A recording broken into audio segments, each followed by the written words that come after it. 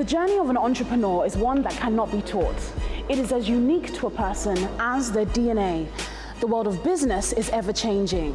Only a few manage to crawl out of the trenches of failure to the apex of success. My name is Peace Hyde, and this is My Worst Day on Forbes Africa TV.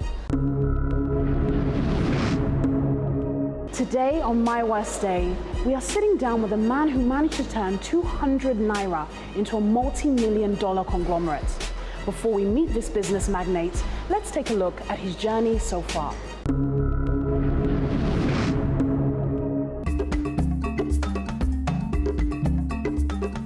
Born in the Anambra State, which is located in the eastern part of Nigeria, Dr. Cosmas Maduka is one of Nigeria's most enterprising and industrious business leaders. Dr. Cosmas Maduka serves as the president and chairman of the Coscharis Group, a leading automotive spare parts dealer and franchise owners of about 8 car brands, which includes luxury brands such as Rolls-Royce, Range Rover, BMW, and Jaguar.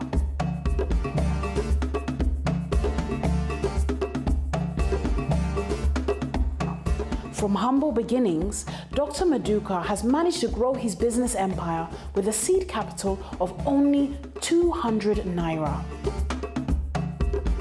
Today, the group has over 26 branches nationwide, with a heavy presence in 3 African countries, namely Ghana, Gabon, and Côte d'Ivoire. The group's business portfolio features supply, installation, maintenance, and repairs of medical and laboratory equipments, pharmaceuticals, sales, and services of automobiles. The company is diversified into auto sales and auto services, with state-of-the-art showrooms and workshops across Nigeria, as well as interest in food, beverages, petrochemicals, and agriculture. Coscharis Group recently signed a deal with Ford Motor Company for the assembly of its new Ford pickup trucks in Nigeria.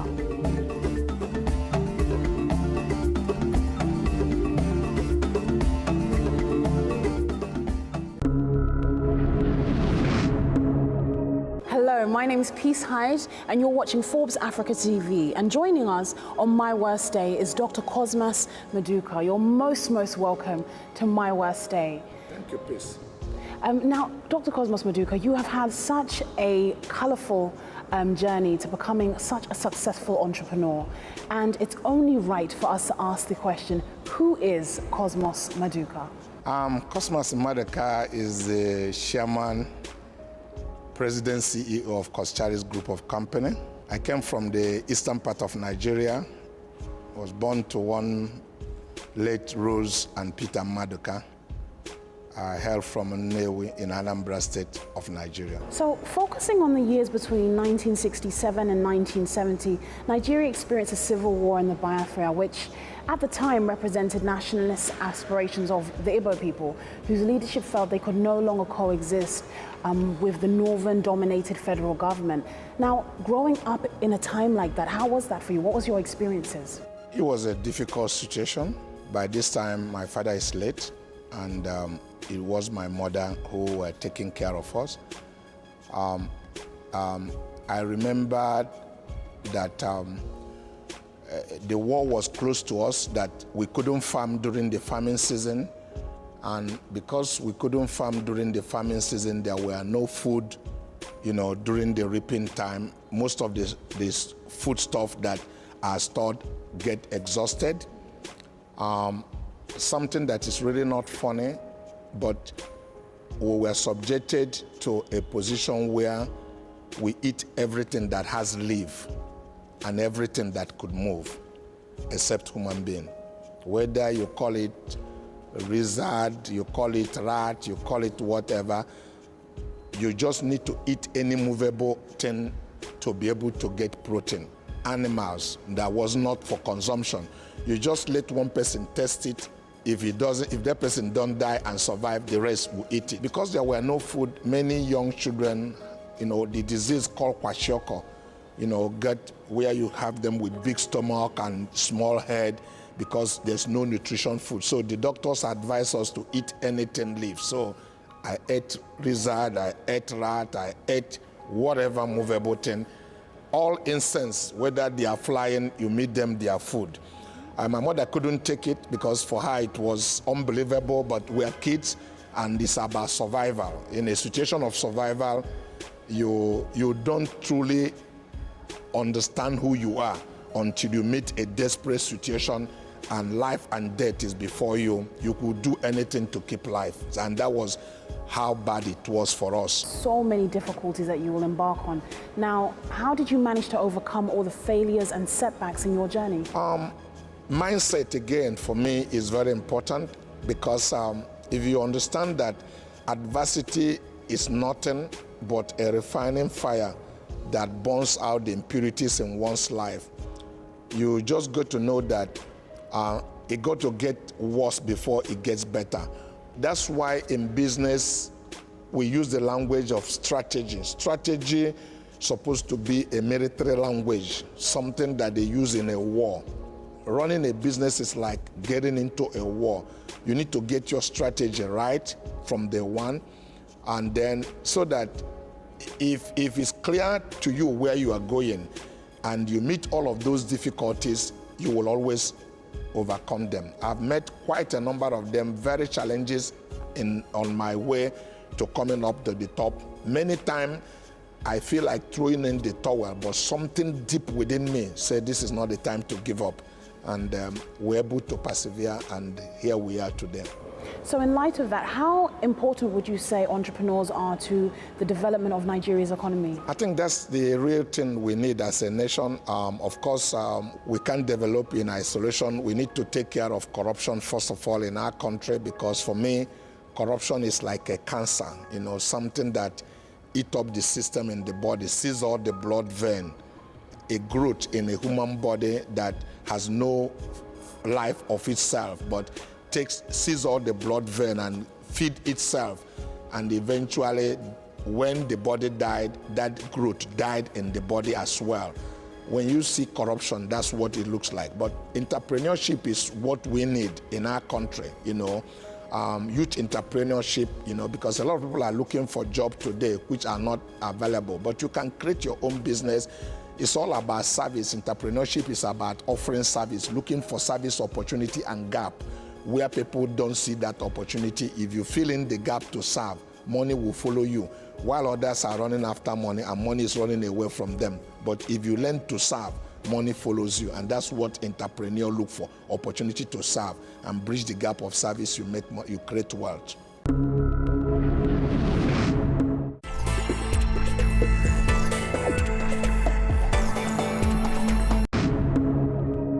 Now, we've heard so many different accounts of highs and lows in your journey, but the question still stands.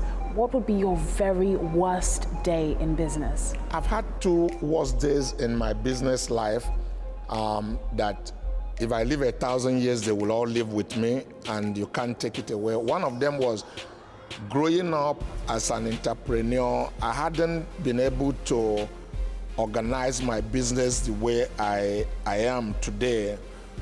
And some of the boys working for me doing apprenticeship under my supervision, we had an office in Anambra State in Nnewi. I was in Lagos about to travel to Japan. Suddenly I heard that there's some commotion in my office at Anambra State. I drove down to Anambra State. People were all over the place, about 56 traders. They are looking for my boys. They collected money. I said, why did you pay them? Before you knew it, I was turned to become the first accused. 56 traders sued me under vicarious liability. This was 1979, 1980. It's a moment in my life I will never forget. Some days I have 5 cases, 7 cases in different courts. But like I said, all of these things are training schools. So many things, you are in business, you go to Harvard to learn things, but in real life, there are so many things they never taught you in school that you met. It was hard, and this was what led me ultimately to incorporating Coscharis when I parted with my former partner, David Nwosu. The second worst day in my life that I will not forget, it was sometime in 2011, sitting in my office and the phone rang. Oh, it's a kid brother from my state. He was in oil business. He wanted me to assist him. He has some difficulties. I tried to talk with him on the phone, tried to counsel him. A lot of people call me for counseling and mentorship, which I believe is important for business. At the end of the day, he convinced me to come and see what he's doing. I went with my wife to see what he's doing, and I was fascinated looking at how far he has built his business, and he's looking for a line. I was sitting in two public quoted banks. One of them were owning about 70% equity in one of the banks. And I tried to get the banks to support him, and they were not willing to support him. So I said, okay, fine, I will guarantee the transaction. You put the credit under my name. And I parted with over $300 million. The first was, we did this systematically. The first one was a vessel load of PPMC. The consignment came within 45 days, it cleaned up. The second one, it was goading me. I didn't know that was it. But before December 2011, he came with 6 documents and said if I did this for him, that this is all that I would have done for him in life. We've done several transactions, about 6, and they were all successful. At the timely, he paid at the correct period, no issue. So I did 6 documents at a time. And something I never had in my life, in business history. It wasn't cash that I gave him. A letter of credit was opened from the bank, and then we had documents waiting for the consignment till today. The consignment never arrived in Nigeria. The guy went abroad, connived with the shipping company. He nominated the vessel and sold the consignment offshore. And I was left with a liability of over 21 billion naira. Every month, interest is dropping in my account worth $300 million, worth 300 million naira on a monthly basis. So it's like a man who had an accident bleeding. If you don't stop it, you can bleed to death. Because under prudential guideline, a director of bank cannot get waiver for interest rate. Trying to solve this problem made me, because I am truly a committed person, if I made a promise to you, I will keep it regardless of what it took. I sold all my stake in one of the institutions where I am a director, and I was having a controlling share to pay off that debt. My franchise was threatening because this was not something you planned for. And that's why, when we talk about success, you don't get to any point and say you have arrived, because there are obstacles you meet along the line. An entrepreneur must continue to reinvest into his business and keep reserve capital, because there are shocks that you are going to meet that you never anticipated for. That's how life is made, totally. If we are financially fragile, that would have been our end. So life has what I can call a phase, different times in your life. You see things goes well. You can call it cycle of life. And I sat back sometime and I'm able to identify that every 7 years of my life, something major like this happened. It's like a 7-year cycle of life. And I can trace them back.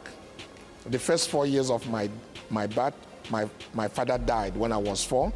The second 7 years of my life, I started working for my uncle before 15. He gave me 200 naira at the age of 14 for my settlement. Another cycle. I had ambitions what to do before I turned 21. I wrote them down. I got married when I was 19. Planning all of those things.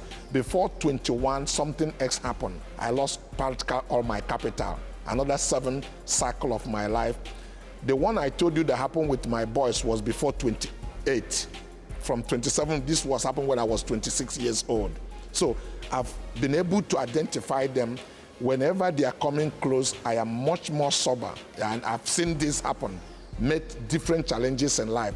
But each moment you see these challenges, like this is your end, you are never going to survive it. Something happened. If I overcome that challenge, I am not triple, just like I am like catapulted 10 times much bigger than I have always been. And that's truly what life is all about. We never move to any second class in life until we overqualified for the third position where we held. So in light of how damaging or crippling that experience was for you, how did you manage to overcome that difficulty? Because if I hadn't cleaned up that liability and been able to have some reserve to be able to solve that problem, the very fragile Coscharis would have been threatening. Because when you are in a business, when you become insolvent, when you can't pay your obligations and your suppliers are calling you for payment and you cannot, that is the end of you. You are heading to bankruptcy. And once you erode confidence, you can't meet a commitment on the due date, you don't want nothing anymore. And that's what it is. It was truly threatening to the organization.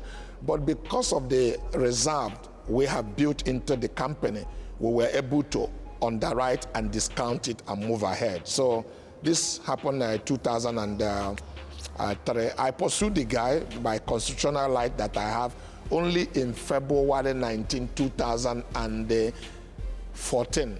I got AMCON paid 16 billion naira out of that money. I ultimately lost about 9 or 10 billion naira, both on interest rate and then the real money.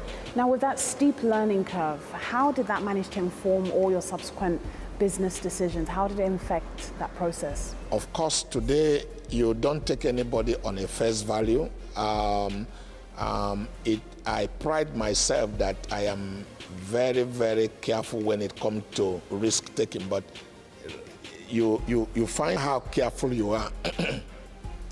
Things are still going to happen that you never anticipate. That's one lesson I learned. The second lesson is that don't ever take a risk you cannot discount.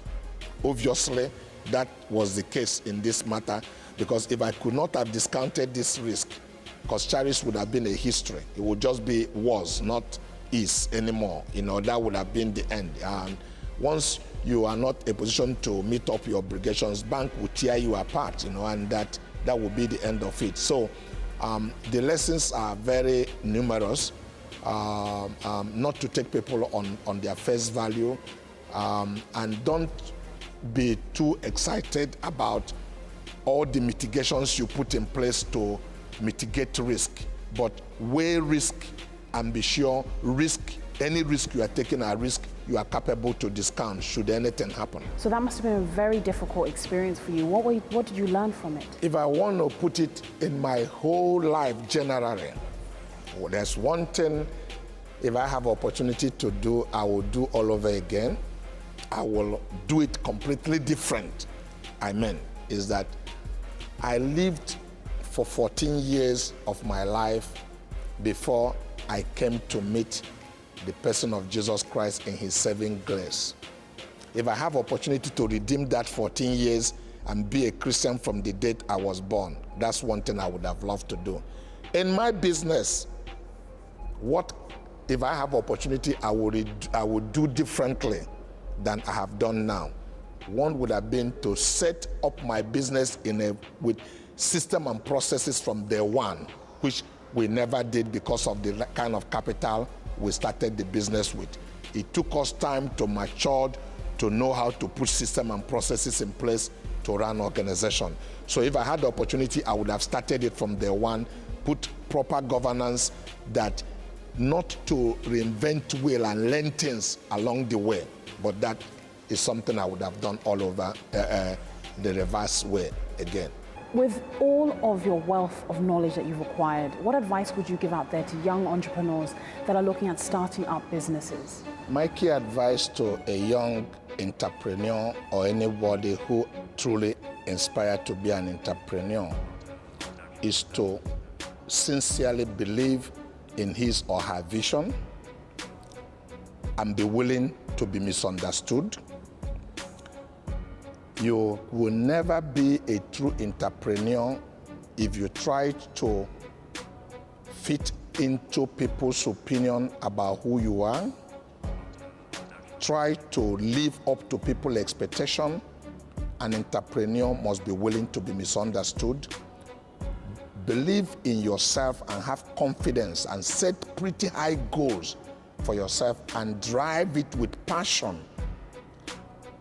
The passion I'm talking about is something that eats you up. It consumes you.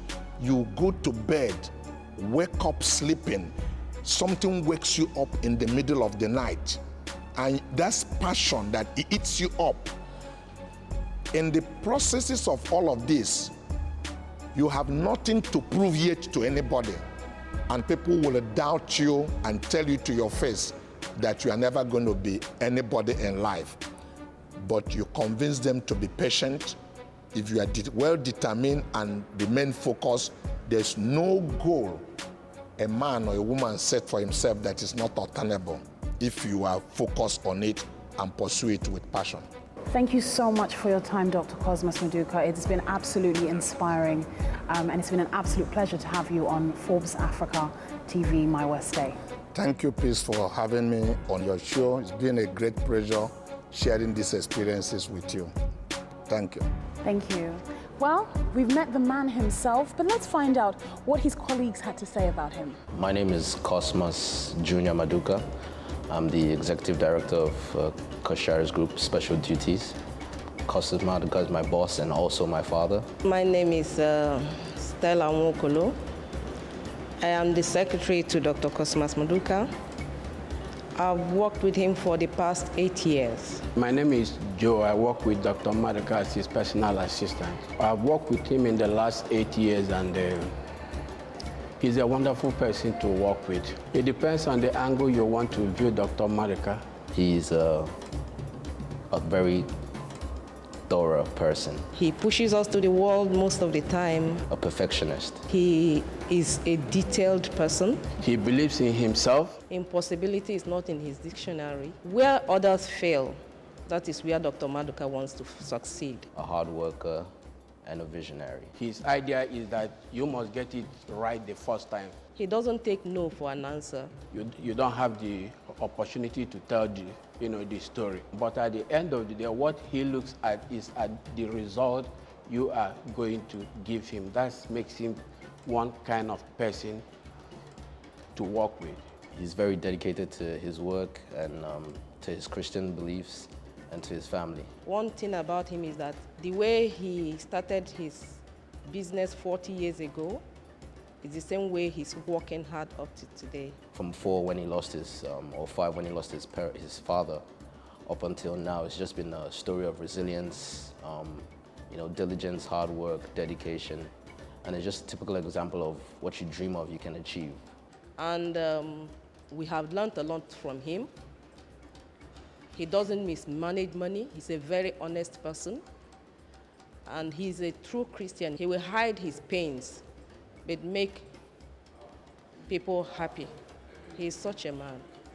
And we that we are working with him, we've learned a lot from him.